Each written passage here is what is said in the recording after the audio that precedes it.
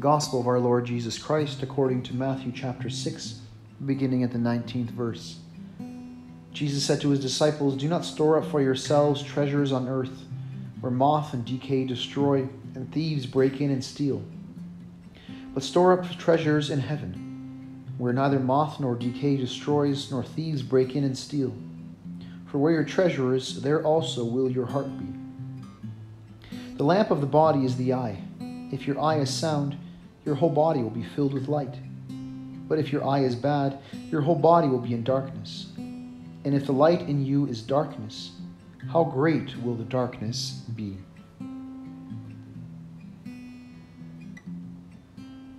In the gospel reading today, Jesus contrasts two kinds of treasures on earth and treasures in heaven. He implies that treasures on earth are vulnerable to all kinds of external forces, such as the actions of the thief. In contrast, treasures in heaven are totally secure.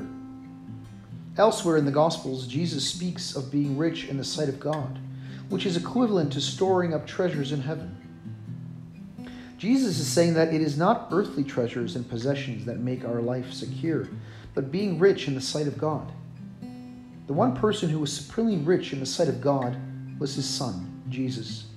And we are rich in the sight of God to the extent that we are becoming conformed to the image of his Son, in the language of St. Paul.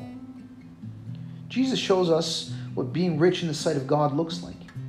Rather than storing up treasures for himself on earth, he emptied himself in the service of others. He gave himself away for others, and this self-giving reached its completion on the cross. As he hung from the cross, he was supremely poor in the eyes of the world, but supremely rich in the sight of God.